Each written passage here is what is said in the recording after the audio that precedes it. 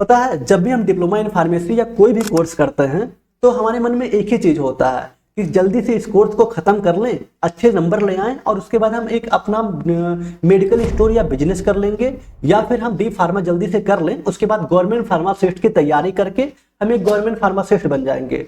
बहुत लोगों का ये भी सपना होता है कि चलो डी फार्मा हो गया, अब लेटरल एंट्री करके हम बी फार्मा करके कुछ और अच्छा करेंगे।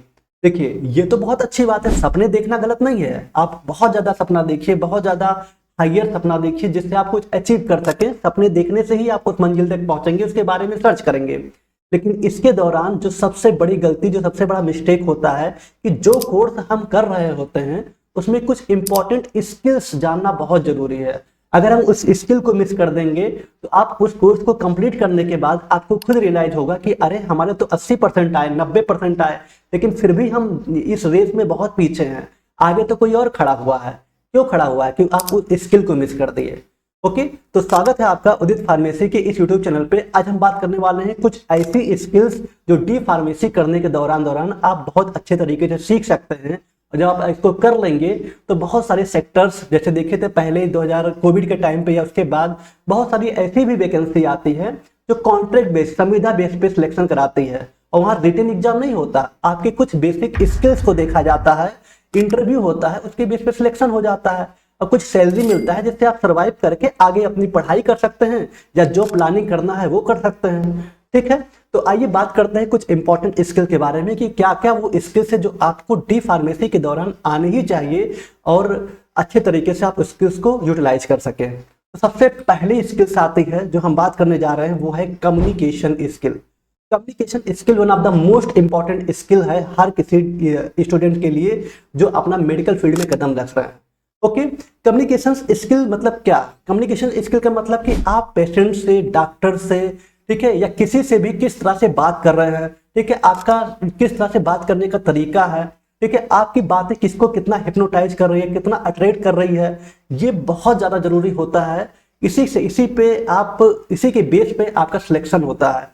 कहीं पे भी, किसी भी हॉस्पिटल सेक्टर्स में या प्राइवेट में भी कहीं पे अगर वैकेंसी आई हुई है, ठीक है, इसके बेस पे आप किस तरह से जवाब दे रहे हैं, कितना देर सोच रहे हैं, किस तरह की आपकी वर्बल कम्युनिकेशन है, किस तरह का नॉन वर्बल कम्युनिकेशन है जो आप पढ़े होंगे, कहाँ इशारा करना चाहिए, कहाँ बोलना चाहिए, कब चुप होना चाहिए। ये आपको लग रहा होगा कि ये सर ये तो आ ही जाता है, लेकिन नहीं, ये डेवलप करना पड़ता है। ठीक है, कम्युनिकेशन स्किल। और दूसरा है पर्सनालिटी डेवलपमेंट। ठीक है, पर्सनालिटी डेवलपमेंट कहाँ पे, सबके सामने अगर किसी चीज को समझाना है तो ये आना चाहिए। बहुत सारे आपको लाइफ में मौके मिलेंगे, बहुत सारे लोग रहेंगे, 4-5 लोग बैठे रहेंगे, वहां पे अपनी बातों को रखना। तो आप खुद देखिएगा, आप 90% तैयार करके जाते हैं, आप बोल पाते हैं सिर्फ 40%। क्यों? क्योंकि आपका पर्सनालिटी डेवलप है ही नहीं, आप उस चीज को नहीं डिलीवर कर पाते हैं जो आप पढ़ के गए हुए थे। ठीक है, जब वाइवा दिए होंगे, अभी आपका प्रैक्टिकल हुआ होगा, तो वाइवा देते हैं आप हेजिटेट होते होंगे बहुत सारे बच्चे, क्योंकि हम 90% जानते थे कि हाँ ये होता है, बोल रहे हैं सिर्फ 40%, क्योंकि आपकी personality development skill, communication skill weak है। इसको स्ट्रांग करिए, ये आगे बहुत हेल्प करेगा, हर किसी के लिए बहुत जरूरी है। ये आपके जॉब के सिलेक्शन काफी ज्यादा इनहांस कर देगा। ओके, दूसरा है प्रिस्क्रिप्शन राइटिंग स्किल। हर डी फार्मेसी का स्टूडेंट पढ़ता चला जाता है, फर्स्ट ईयर में फार्मास्यूटिक्स, केमिस्ट्री और कोग्नोसी जैसे सब्जेक्ट, और आगे बायोकेमिस्ट्री, फार्माकोलॉजी सब पढ़ते हैं। प्रिस्क्रिप्शन राइटिंग स्किल अक्सर इंटरव्यू वगैरह में, जब कहीं हॉस्पिटल्स में जॉब करने जाएंगे as a pharmacist, clinical pharmacist में, तो पूछा जाता है। ठीक है, कुछ मेडिकल एब्रिविएशन होते हैं जैसे ओडी, बीडी, ठीक है, टीडीएस, एसओएस, इसका बेसिक नॉलेज आपको होना चाहिए। डॉक्टर प्रिस्क्रिप्शन को कैसे लिख रहे हैं, उनकी राइटिंग को समझने का क्या तरीका होता है, ठीक है, किस तरह से कहाँ डायग्नोसिस करते हैं, क्या क्या मेन फोकस होता है प्रिस्क्रिप्शन पे, ये भी स्किल्स आपके अंदर आनी चाहिए, जिससे आप किसी भी तरह का प्रिस्क्रिप्शन हो या कुछ भी हो तो आप बहुत आराम से समझ सकें, पढ़ सकें उसको। Dispensing skill. डिस्पेंसिंग स्किल का मतलब दवा डिस्पेंस करना। हम फार्मासिस्ट लोगों का काम क्या है, फार्मेसी से, हॉस्पिटल फार्मेसी से या जो फार्मेसी शॉप है वहां पे दवाओं को डिस्पेंस करना। लेकिन दवा को कैसे डिस्पेंस किया जाता है? प्रिस्क्रिप्शन के बेस पे, लेकिन सही दवा को डिस्पेंस करना और सही पेशेंट को डिस्पेंस करना।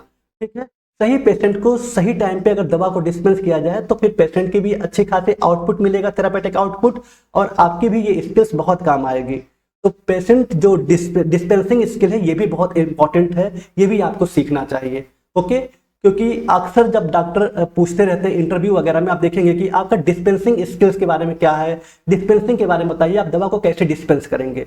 तो आपको बेसिक बताना पड़ेगा कि हाँ, हमें प्रिस्क्रिप्शन के हिसाब से, प्रिस्क्रिप्शन में जो भी डॉक्टर प्रिस्क्राइब किए हुए हैं, ठीक है, उनका ड्यूरेशन क्या है, ठीक है, ड्यूरेशन क्या है, एंटीबायोटिक्स का क्या ड्यूरेशन है, कितना दिन तक एंटीबायोटिक्स लेना है, एंटासिड वगैरह दिए हैं तो एंटासिड के साथ क्या नहीं देना है, ये बेसिक डिस्पेंसिंग का पूरा ध्यान रखते हुए दवा को डिस्पेंस किया जाता है, अक्सर इंटरव्यू वगैरह में पूछा जाता है, ठीक है।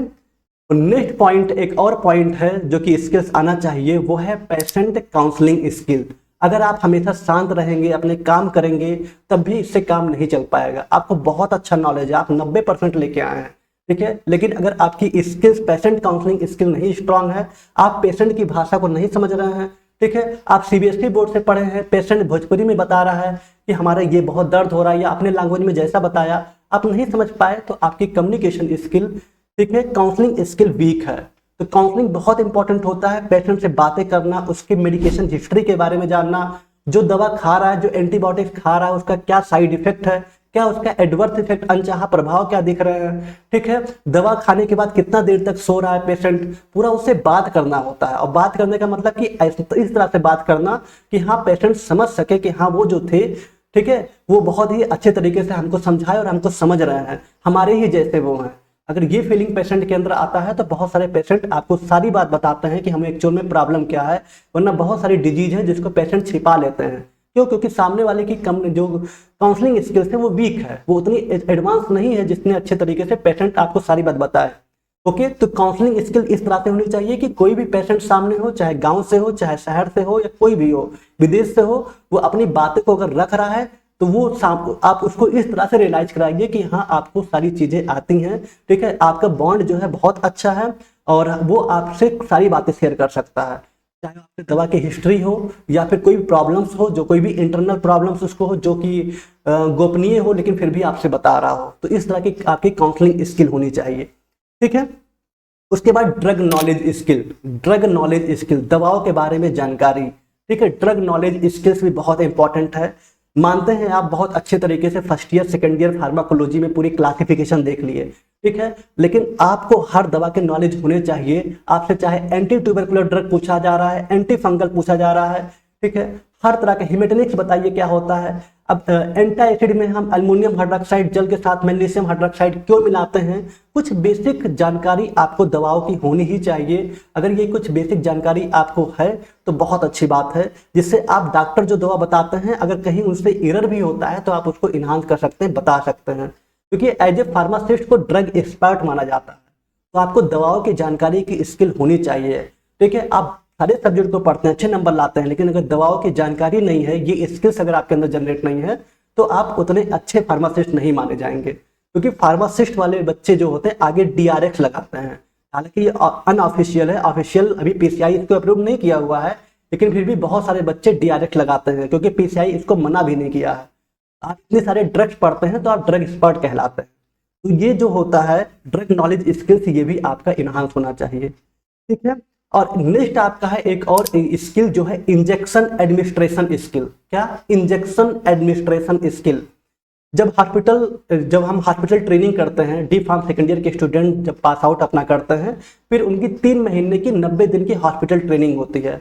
उसमें आपको इंजेक्शन एडमिनिस्ट्रेशन स्किल्स सीखना ही सीखना है, ठीक है। आईवी दवा कैसे देते हैं, आईवी इंजेक्शन कैसे देते हैं, इंट्रावेनस, ठीक है, इंट्रामस्कुलर कैसे देता है, एससी कैसे देते हैं, सबक्यूनियस किस तरह से दिया जाता है, आईडी कैसे देते हैं, इंट्राडर्मल इंजेक्शन कैसे देते हैं, ठीक है। तो आईडी कैसे देते हैं, एससी कैसे देते हैं, आईएम और आईवी किस तरह से दिया जाता है, ये बेसिक इंफॉर्मेशन आपको होना चाहिए। तो ये भी स्किल्स बहुत इंपॉर्टेंट है जो कि आप डी फार्मेसी के दौरान हॉस्पिटल ट्रेनिंग में सीखते हैं और ये आना ही चाहिए, ठीक है। कभी भी किस सिचुएशंस में आप रूरल एरिया में बिलोंग कर रहे हैं, गांव में हैं, जरूरत पड़ सकता है, कभी आईवी लगाने की जरूरत पड़ सकता है, कभी आईएम का, ठीक है।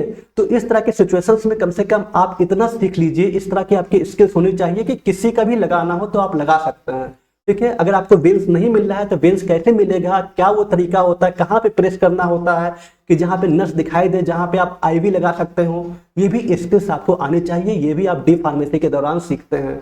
जो लोग इग्नोर कर देंगे तो आगे ये बहुत काम आएगा, इग्नोर कर देंगे तो कहीं ना कहीं दिक्कत आगे आपको ही होगा। ठीक है। तो इंजेक्शन एडमिनिस्ट्रेशन स्किल्स ये भी बहुत इंपॉर्टेंट स्किल है जो हर डी फार्मेसी के स्टूडेंट को सीखना चाहिए अपनी एक लाइफ को सिक्योर करने के लिए।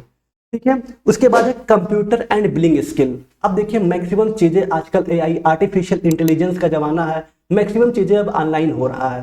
ठीक है। तो बहुत सारे कुछ ऐसे सॉफ्टवेयर होते हैं जिसमें प्रॉपर तरीके से प्रिस्क्रिप्शन के किस तरह से प्रिस्क्रिप्शन को रखा जाता है, उसमें किस तरह से जो इन्वेंटरी कंट्रोल है जहाँ पे दवाओं को रखा जाता है, किस बैच नंबर की दवा, इसका एक्सपायरी डेट क्या है, तो कितने दवा आज हमारा सेल हुआ है, तो उसको कंट्रोल करने के लिए कुछ अलग अलग सॉफ्टवेयर हैं। वो सॉफ्टवेयर के बारे में नॉलेज होना चाहिए, अलग अलग सॉफ्टवेयर क्या क्या आ रहे हैं, किस तरह के सॉफ्टवेयर हैं, बेसिक जानकारी होना चाहिए। Microsoft Office, MS Excel, MS PowerPoint, MS Words, ठीक है, इसकी बेसिक जानकारी आपको होनी चाहिए। ये भी आपकी स्किल को, आपकी नॉलेज को इन्हांस करेगा और कहीं कहीं आगे जब सेक्टर में जाएंगे आप, अच्छे सेक्टर में, अच्छे हॉस्पिटल में जॉब करने के लिए, तो ये बहुत जरूरी है। आपसे बेसिक पूछा जाएगा कि कंप्यूटर का नॉलेज है कि नहीं है, तो कंप्यूटर का नॉलेज जिसमें माइक्रोसॉफ्ट ऑफिस, कुछ सॉफ्टवेयर होते हैं हॉस्पिटल फार्मेसी के सॉफ्टवेयर जो आप सेकेंड ईयर में पढ़े हैं जरूर देखिएगा, कुछ सॉफ्टवेयर होते हैं उसका बेसिक नॉलेज आपको होना चाहिए जो आपके आगे बहुत काम आएगा, इसको इग्नोर नहीं किया जा सकता।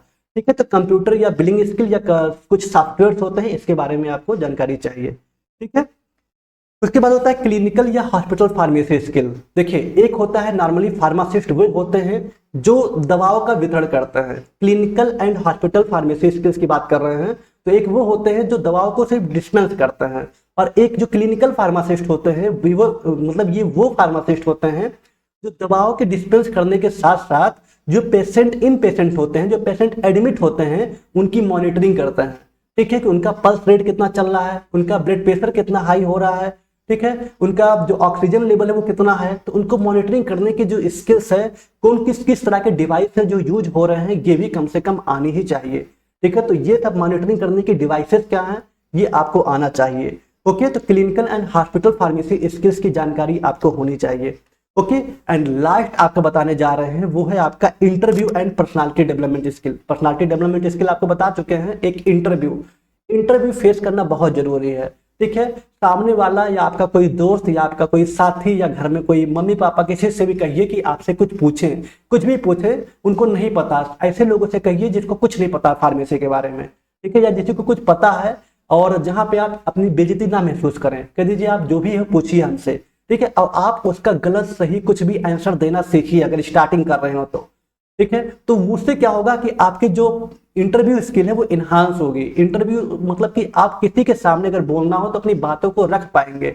नहीं तो अगर आपके सही भी आंसर होते हैं ना, आपको पता है कि इसका आंसर ये है, हम अगर ये बोल देंगे, लेकिन आपके मन में वहां पे क्या आएगा कि नहीं ये गलत हो सकता है, हमारा नौकरी जा सकता है, चुप रहेंगे क्योंकि आपके अंदर वो डेवलपमेंट हुआ ही नहीं।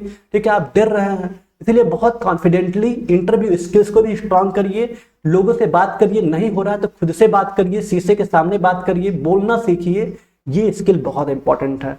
जितनी स्किल बताए हैं अगर आप इसको इन्हांस कर लेते हैं तो आप अपने लाइफ को सिक्योर कर लेंगे। ये नहीं रहेगा कि आपको जॉब के लिए बहुत भटकना पड़ेगा। जिस भी हॉस्पिटल्स में आप जॉब करना चाहते हैं तो एक बेसिक सैलरी के साथ आप अपनी जर्नी को स्टार्ट कर सकते हैं, और आगे अपनी जो पढ़ाई है, आगे जो स्किल जनरेट करना है, उसके लिए पैसे की जरूरत होती है जो कि इसी स्किल से आएंगी, और अपनी प्लानिंग जो फ्यूचर में आपका सपना है उसको भी आप हासिल कर सकते हैं। ठीक है। तो यही थे कुछ स्किल्स जिसको आप अपनी पढ़ाई के साथ जरूर फोकस करिएगा, जरूर अच्छे से इस नॉलेज को गेन करिएगा। ठीक है। बाकी चलिए मिलते हैं किसी और क्लास में। कैसा रहा लेक्चर कमेंट में जरूर बताइएगा।